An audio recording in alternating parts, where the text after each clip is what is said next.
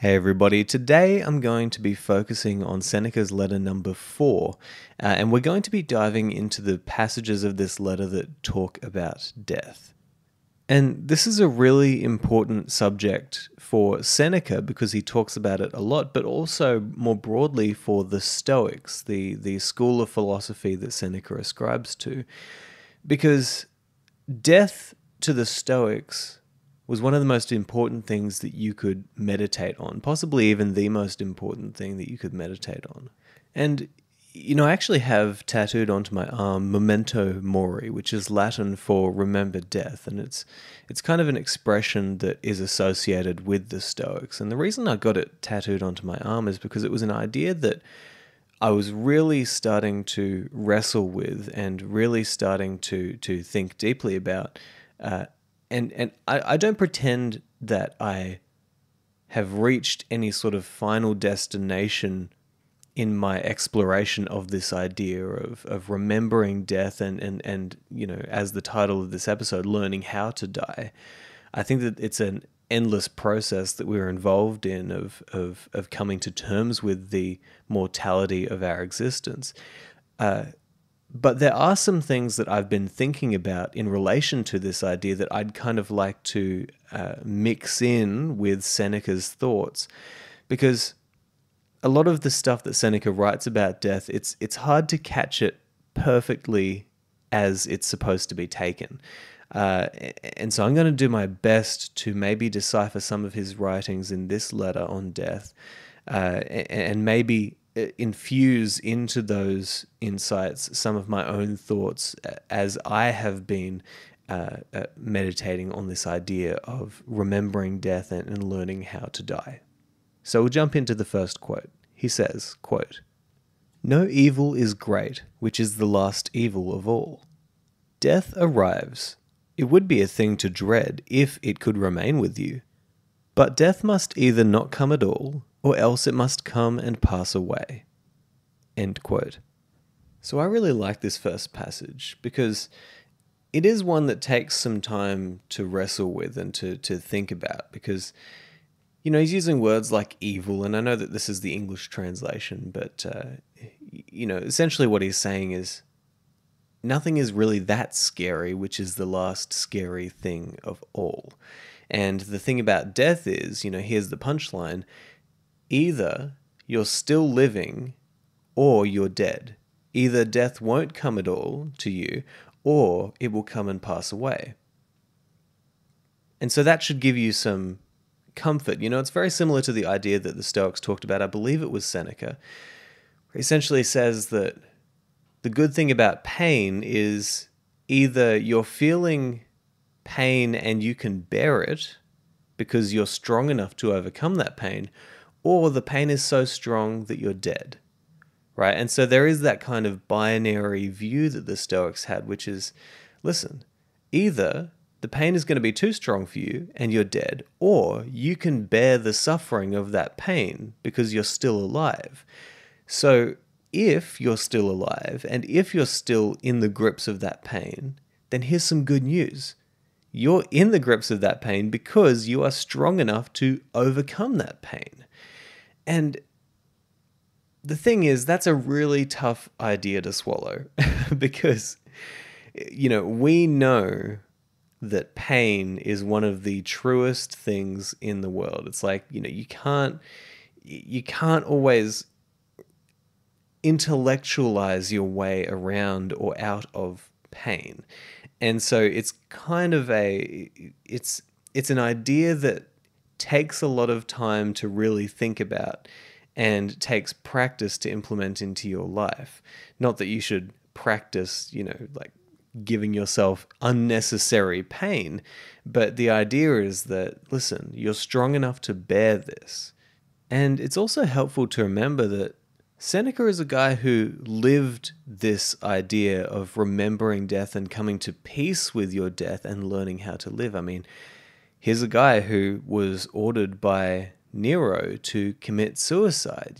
That was his death, and by most accounts, he died honorably by, bleeding out in a bathtub. He faced that tragedy with honor. And, I feel wholly insufficient to even discuss this topic because you don't really know how you truly feel until you come face to face with the thing that you believe you either fear or are not afraid of. You don't know how you truly feel or how you're going to act until you're in the heat of the fire. And it seems that Seneca passed that test. I don't know how I would pass that test, because I certainly feel as though I have no reservations about the coming death in my life or the constant process of death that I'm involved in. I really do feel at peace with that fact that I'm going to die one day. But that might just be the folly of youth, is essentially what I'm saying. It might just be that it's just not something that is even on my mind to the extent that it maybe should be, and therefore my vision is cloudy. But anyway, I want to continue because there's some really valuable stuff to take away from this letter. He continues, quote, "It is difficult, however, you say, to bring the mind to a point where it can scorn life. But do you not see that trifling reasons impel men to scorn life? One hangs himself before the door of his mistress. Another hurls himself from the housetop, that he may no longer be compelled to bear the taunts of a bad-tempered master. A third, to be saved from arrest after running away, drives a sword into his vitals. Do you not suppose that virtue will be as efficacious as excessive fear? No man can have a peaceful life who thinks too much about lengthening it, or believes that living through many consulships is a great blessing. Rehearse this thought every day, that you may be able to depart from life contentedly. For many men clutch and cling to life, even as those who are carried down a rushing stream clutch and cling to briars and sharp rocks." End quote. So there's a few things that I really take away from this passage. Firstly, just this idea of Seneca pointing out the strange reasons why people would choose to kill themselves, to depart from life, as he would say. And then he kind of goes on to say, don't you think that virtue would be just as efficacious as excessive fear? It's hard to know how to properly interpret that kind of idea, but here's what I take away from it. A lot of the time I've heard this idea of memento mori, remember death, described, and I've even kind of interpreted it myself as almost a practice of recognizing that we are always dying. And so what you should do is get that fear of death behind you so that it pushes you forward and makes you remember, like reminds you to live, right? But I don't necessarily think I'm right on that. Because it seems to me like the better approach would be to say, how about I leave my fear of death behind me? How about I leave the stress that I feel about this constant process that I'm involved in of dying and replace it with a deep burning desire to live a virtuous, meaningful life. It's almost like accepting the responsibility of your life despite the tragedy of your existence. Yes, I know I'm going to die. Yes, I know that life is full of pain and suffering. Yes, I know that I'm always involved in this process of death, and it is constantly at my doorstep. But despite the horror of that situation, I'm going to take responsibility for myself and my life and try to live as virtuously as I possibly can. And I might be wrong, but I have had the sense in my life over the past few years that to the degree that you are able to sufficiently and honestly aim at virtue, at a better, more meaningful life for yourself and those around you, you will stop thinking so much about the tragedy of life and about the stresses and about the worries and about the things that get in your way. They almost become irrelevant in comparison to the aim that you are seeking, which is so powerful and so useful that it just takes you along with it. And as far as I can tell, this is the peaceful life that Seneca is talking about here. He says, no man can have a peaceful life who thinks too much about lengthening it. Alan Watts said that if you always spend your time thinking about what's going to happen next and what you're going to get next, then when what happens next happens, you won't even be there to see it. And it's a similar idea that Seneca is discussing here. If you want a peaceful, meaningful, flourishing life, then there are some things that you're going to have to leave behind if you want to pursue that. And one of those things that you have to leave behind is your fear and anxiety, which is part and parcel of the human experience, right? Because we know we are going to die, and that horrifies us. It terrifies us. You need to leave that behind, and you need to leave your resentment behind for the fact that you're going to die. And you need to leave that behind because if you don't, then it will consume you, and it will waste the time that you do have to live and to pursue a meaningful, virtuous life. And you know that this is the case because you see people in our society who are so involved with the extremely meaningful tasks that they are involved in, with the life that they are living, with the pursuits that they are aiming at. The question of death or the inevitability of death is not even on their mind. The fears of life, the anxieties of life, they just don't matter. And you probably have experienced this in your own life as well. Think about a time when you were so engrossed in something that was inconceivably meaningful to you. You were in the right place at the right time, doing the right thing with the right mindset. You don't have time or energy in those moments to even think about the fact that every day you are coming closer to death, or to think even about the major anxieties of life. And it's because what you're involved in is so much more powerful than anything that could be frightening to you. And this isn't the same as saying, forget about the anxieties of life, forget about the stresses of life. There are some things that we need to face in life and deal with. You're not just going to wish away your taxes, for example, but the important thing to recognize here is that it is the voluntary acceptance of the mortality of our existence, of the pain of our existence, that is going to move you past that pain and into a life that is worth living.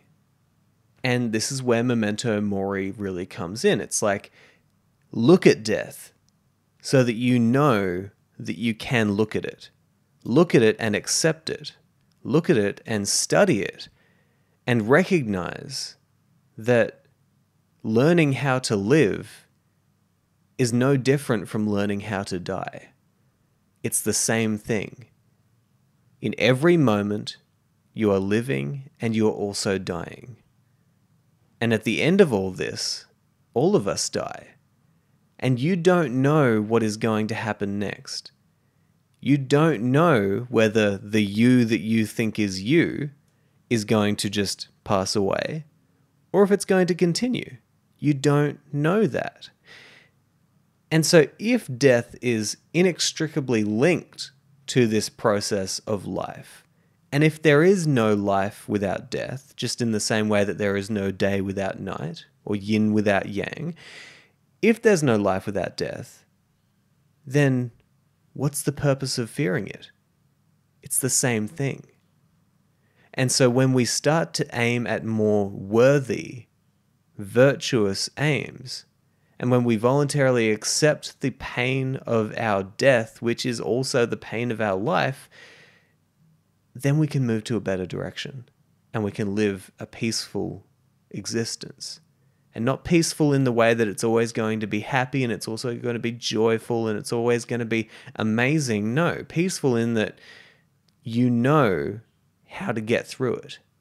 You know how to face it. You're strong enough and you can do it. So before I end this episode, I'd like to share a few thoughts on the last couple of lines from that passage that I read. And I also want to preface this by saying that I understand that a lot of what I'm saying here might be, I might be just uploading my own thoughts and my own meditations on death into what Seneca is saying here. And I mean, we do that no matter who we read. We're always reading not necessarily from the perspective of the author, but from the perspective of our own lives and how we see the world. But there are some things that I really think about and some visuals that I really get when I read this sort of stuff. So firstly, he says, rehearse this thought every day that you may be able to depart from life contentedly.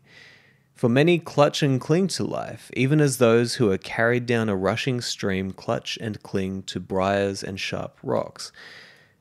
And I really think that it's so important to pay attention to where he says, rehearse this thought every day.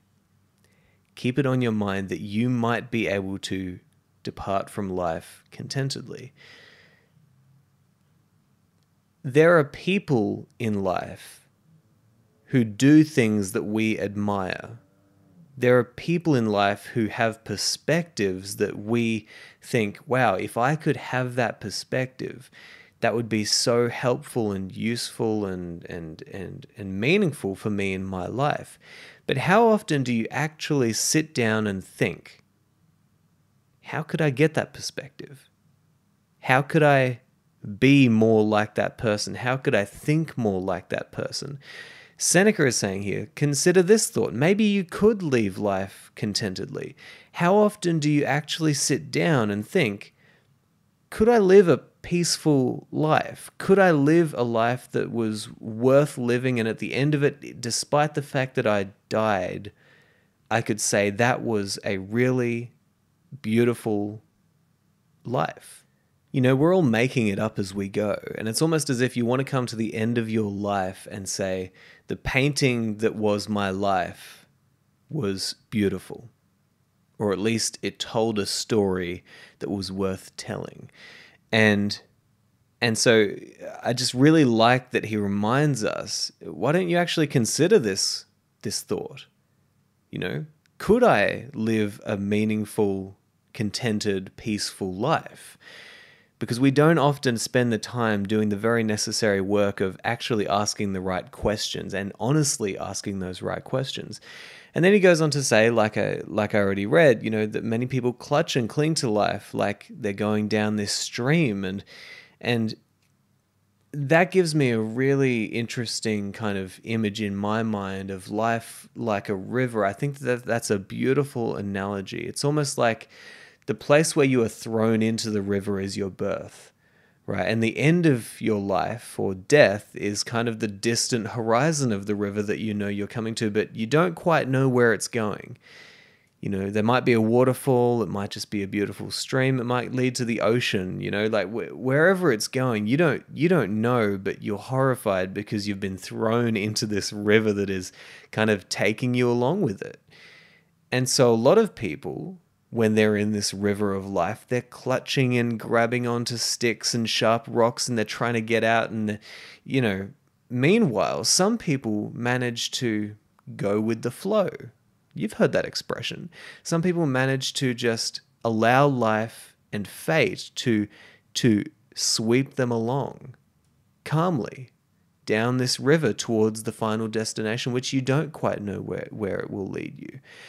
And I really think that that's an important analogy that Seneca uses here, and it's very similar to the sorts of things that you would hear in, say, Taoist philosophy or Buddhism, this idea of achieving this steady flow of life, not being too grasping to life, not trying to grab onto as much as you can, and not being so attached to life that you're not able to flow gently down the stream and see what's around you.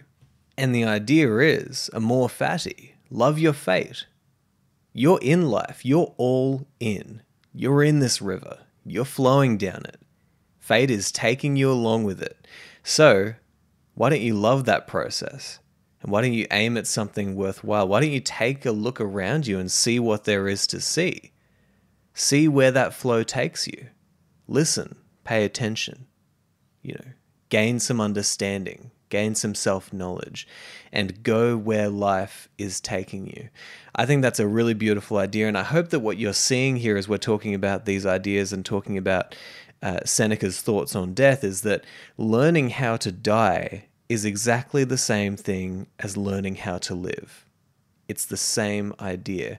And that's why, in my opinion, the Stoics focused so heavily on death as a meditation. Because as you meditate on death, you start to come into alignment with this thing called life, because you recognize that there is no life without death. There is no death without life. It's the same process. So anyway, I'm going to stop it there, and I'll come back to this letter in the next episode, and we're going to continue these sorts of thoughts. But I hope you've enjoyed this episode, and I'll talk to you soon. Hey there, YouTubers. I just wanted to let you know that if you love this episode and you'd like many more just like it, then you can head to patreon.com/Simon J.E. Drew. There you'll get access to exclusive episodes that haven't been released yet, as well as many other benefits. Also, if you'd like to work one-on-one with me in my coaching practice, then you can head to simonjedrew.com/coaching. Talk to you soon.